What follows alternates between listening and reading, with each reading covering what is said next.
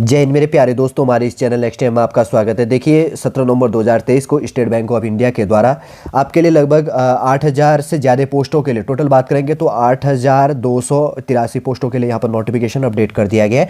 जो भी आपके फॉर्म भरने के लिए इंपॉर्टेंट इन्फॉर्मेशन होगा तो सॉलिड रूप से कम समय के अंतर्गत आपके लिए प्रोवाइड करने की कोशिश की जाएगी। इससे पहले हम आगे बढ़े, यदि आपके द्वारा हमारे इस चैनल नेक्स्ट टाइम को सब्सक्राइब नहीं किया तो सब्सक्राइब कीजिए तथा बेल आइकन को प्रेस कीजिएगा, ताकि जो भी कंटेंट जो भी इन्फॉर्मेशन हमारे द्वारा आपके लिए प्रोवाइड किया जाता है तो उसका नोटिफिकेशन आपके पास टाइम पर उपलब्ध हो जाएगा। जैसे कि स्क्रीन में आपको दिख रहा होगा, मैं क्लियर कर देता हूं स्क्रीन आपके लिए।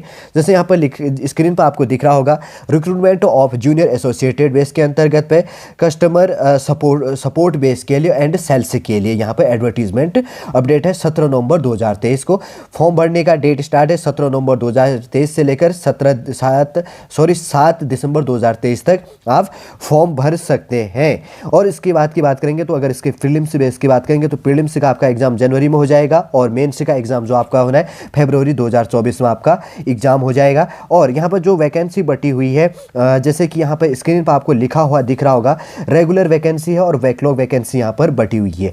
जैसे कैटेगरी वाइज है, फिर उसके बाद में पीडब्ल्यूबीडी बेस में, ईएसएम बेस के अंतर्गत पे, बैकलॉग के अंतर्गत पे एसटी एससी ओबीसी का क्या है, पीडब्ल्यूबीडी क्या है, एएसएम क्या है, आप इसी देख लीजिएगा। मैं शॉर्टली रूप से जो इंपॉर्टेंट की पॉइंट है वही यहाँ पर डिस्कस करने वाला हूँ, ठीक है। सबसे पहले देखिए, जैसे स्क्रीन में मैं थोड़ा सा आपके लिए जूम कर देता हूँ। सबसे पहले आपको दिख रहा होगा अहमदाबाद के अंतर्गत पे स्टेट है, गुजरात की कैपिटल अहमदाबाद है। गुजरात के लिए गुजराती लैंग्वेज आपको आना चाहिए। टोटल 820 पोस्टें यहाँ पर बटी हुई है, ठीक है ना। दूसरा आंध्र प्रदेश अमरावती हो गया, तेलुगु और उर्दू लैंग्वेज आना चाहिए, 50 पोस्टें यहाँ पर बटी है। थर्ड नंबर का है बेंगलुरु हो गया, कर्नाटका की कैपिटल बेंगलुरु है, कन्नड़ आपको आना चाहिए, 450 पोस्ट है। फिर उसके बाद में मध्य प्रदेश और छत्तीसगढ़ है, भोपाल का रीजन का जो आपको दिख रहा है, हिंदी लैंग्वेज आना चाहिए। मध्य प्रदेश में 288 पोस्ट है और छत्तीसगढ़ के अंतर्गत आपको 200 क्या है, कितना है, 212 पोस्ट है, इसके अंतर्गत हो गया। फिर उसके बाद में भुवनेश्वर की बात करेंगे तो ओडिशा हो गया, ओडिया लैंग्वेज आना चाहिए, 72 पोस्ट है। फिर उसके बाद में चंडीगढ़ न्यू दिल्ली है, हरियाणा बेस के अंतर्गत पे हिंदी और पंजाबी आपको लैंग्वेज आना चाहिए, 267 पोस्ट यहाँ पर बटी है। फिर उसके बाद में अगर चंडीगढ़ की बात करेंगे तो जम्मू एंड कश्मीर हो गया, यूनियन टेरेटरी उर्दू और हिंदी लैंग्वेज 88 पोस्ट है यहाँ पर है। हिमाचल प्रदेश में हिंदी लैंग्वेज आना चाहिए, 180 पोस्ट है। उसके बाद में लद्दाख यूनियन टेरेटरी है, उर्दू हो गया। और उसके साथ में इसी के अंतर्गत की बात करें तो लद्दाखी बेस के अंतर्गत पे हो गया और लद्दाखी लैंग्वेज जो लद्दाखी भोटी जो यहाँ पर होता है बॉडी बेस के अंतर्गत आपको आना चाहिए, 50 पोस्टें यहाँ पर बटी हुई है, ठीक है। पंजाब के अंतर्गत पंजाबी और हिंदी है, कैटेगरी वाइज टोटल 180 पोस्टें यहाँ पर दिया गया। चेन्नई के लिए तमिलनाडु और पुदुचेरी है, तमिलनाडु आना तमिल लैंग्वेज आना चाहिए, तमिलनाडु में 171 पोस्ट है। पुदुचेरी बेस के अंतर्गत पे कितना हो गया, 4 पोस्टें यहाँ पे है, लैंग्वेज क्या आना चाहिए, तमिल बेस में। हैदराबाद में तेलंगाना हो गया, तेलुगु और उर्दू आना चाहिए, 525 पोस्ट है। जयपुर में हो गया राजस्थान बेस में, हिंदी लैंग्वेज आपको आनी चाहिए, 940 पोस्ट हो गया। फिर उसके बाद में कोलकाता में देखिए वेस्ट बंगाल में बंगाली और नेपाली लैंग्वेज आना चाहिए तो 114 पोस्ट है। फिर Andaman and Nicobar island base है तो हिंदी और इंग्लिश लैंग्वेज आना चाहिए, 20 पोस्ट हो गया। सिक्किम में नेपाली और इंग्लिश आना चाहिए, 4 पोस्टें यहाँ पर दी गई। फिर उसके बाद में लखनऊ न्यू दिल्ली बेस के अंतर्गत उत्तर प्रदेश है, हिंदी और उर्दू आना चाहिए, 1781 पोस्टें इसमें भी है।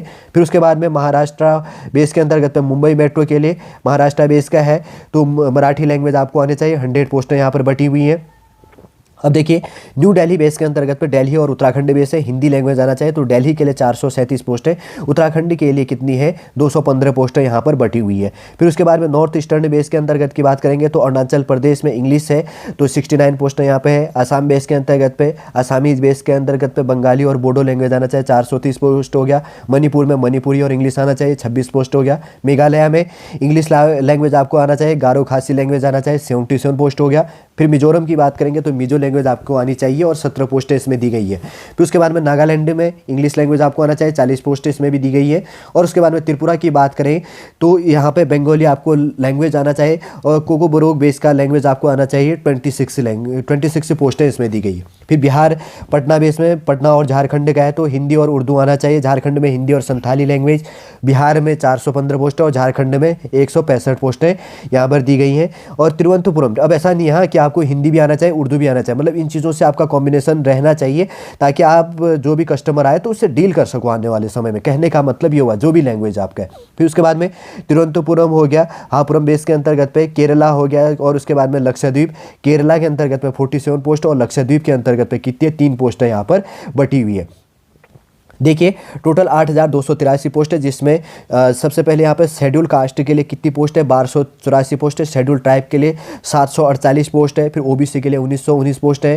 फिर उसके बाद में ईडब्ल्यूएस के लिए 817 पोस्ट है टोटल। अगर जनरल कैटेगरी के लिए टोटल 3,515 पोस्ट है और उसके बाद में टोटल 8,283 पोस्ट है इसके अंतर्गत पर बटी हो गई। ठीक है, ये चीज़ आपने यहाँ पर समझ लिया होगा। अब देखते हैं इंपोर्टेंट क्वालिफिकेशन, इसेंशियल क्वालिफिकेशन। देखिए आपका क्वालिफिकेशन इस बेस में होना चाहिए 31 दिसंबर 2023 के बेस में graduation in any discipline from recognised university और any equivalent qualification recognised as such by central government.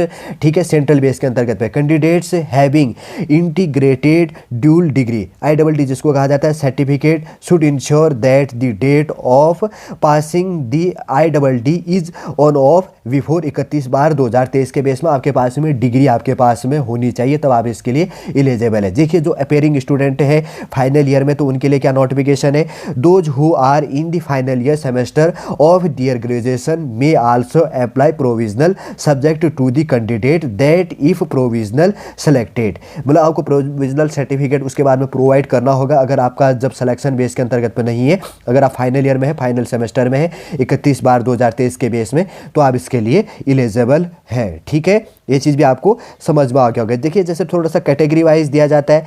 Age limit की बात करेंगे तो यहाँ पे दिया गया है कि 1/4/2023 के बेस में, स्क्रीन में आपको ये देखिए 1/4/2023 के बेस में आपका मिनिमम एज लिमिट 20 साल और मैक्सिमम 20 ईयर्स होना चाहिए। मतलब आपका डेट ऑफ बर्थ 2/4/1995 से लेकर 1/4/2003 के बीच में होना चाहिए, तब आप इसके लिए एलिजिबल है। ये चीज़ भी आपके लिए क्लियर कर दिया है। ST SC के लिए 5 ईयर्स का, OBC के लिए 3 ईयर्स का, PWVD में जनरल EWS के लिए 10 ईयर्स का और उसके बाद में PWVD SC ST के लिए 15 ईयर्स का, PWVD बेस के अंतर्गत पे OBC के लिए 30 ईयर्स का आपके लिए एज छूट दी जाती है। एक्स सर्विसमैन बेस के अंतर्गत पे आप देख लीजिएगा, डिसेबल बेस के अंतर्गत पे एक्स सर्विसमैन में 3 ईयर्स प्लस दिया जाता है, तो 8 ईयर्स से सारा ST SC subject to maximum age of the 50 years base के अंतर्गत पे आपको छूट दिया जाता है। विडोज बेस के अंतर्गत पे, डिवोर्सी वुमेन बेस के अंतर्गत पे एटसेट्रा यहाँ पे 7 ईयर्स बेस का छूट दिया जाता है। और इसके अंतर्गत की बात करें तो जो यहाँ पर अप्रेंटिस बेस के अंतर्गत पे, ट्रेनेड बेस के अंतर्गत पे अप्रेंटिस है स्टेट बैंक ऑफ इंडिया के अंतर्गत पे, तो उनको 6 ईयर, जैसे ST SC को 6 ईयर्स का, OBC को 4 ईयर्स का, जनरल EWS के लिए 1 ईयर्स का, PWVD बेस के अंतर्गत में 60 ईयर्स का,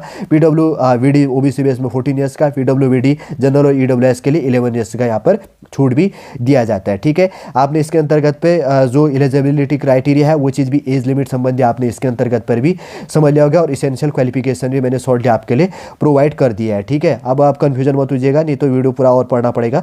देखिए न्यू बिगनरों को मैं बता दूं, प्रीलिम बेस में इंग्लिश लैंग्वेज होगा 30 क्वेश्चन 30 मार्क्स का और 20 मिनट में आपको सॉल्व करनी है। न्यूमेरिकल एबिलिटी 35 क्वेश्चन 35 मिनट और 35 क्वेश्चन 35 मार्क्स 20 मिनट में सॉल्व करनी है। रीजनिंग एबिलिटी बेस में 35 क्वेश्चन 35 मार्क्स 20 मिनट में सॉल्व करना है। 100 क्वेश्चन 100 मार्क्स 1 आवर्स बेस में अंदर में सॉल्व करना है। देखिए प्री वाले बेस में आपका क्या क्या होता है, इंग्लिश होता है, न्यूमेरिकल एबिलिटी होता है, जैसे मैथ्स बेस में और रीजनिंग, मैथ्स रीजनिंग और इंग्लिश प्री का होता है। फिर 1/4 मार्क्स आपके इसमें कट किया जाता है। फिर जब आप मेंस में आते हैं तो तब आपका जनरल फाइनेंशियल अवेयरनेस हो गया, जिसमें GS और फाइनेंशियल अवेयरनेस बेस के क्वेश्चन इंक्लूड हो जाते हैं। 50 क्वेश्चन 50 मार्क्स से 35 मिनट में सॉल्व करना होता है। दूसरे नंबर का होता है जनरल इंग्लिश बेस में 40 क्वेश्चन 40 मार्क्स का 35 मिनट में सॉल्व करना होता है। थर्ड नंबर की बात करेंगे, क्वांटिटिव एप्टीट्यूड हो गया, 50 क्वेश्चन हो गया और 50 मार्क्स यहाँ पर हो गए, 45 मिनट में आपको सॉल्व करना होता है।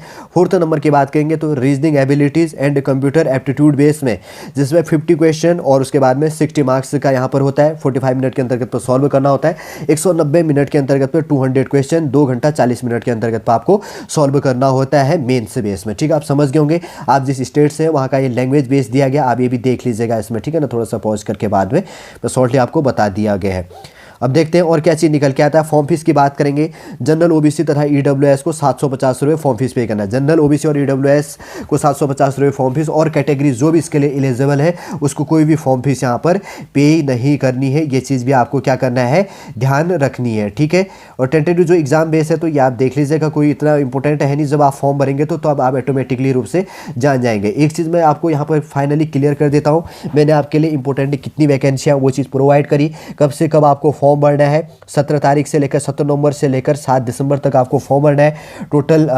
उसके बाद में कब इसका प्री का एग्ज़ाम होगा, जनवरी में 2024 में प्री का एग्ज़ाम होगा, फरवरी में इसका मेंस का एग्ज़ाम होगा। फॉर्म फीस क्या है वो बात करी।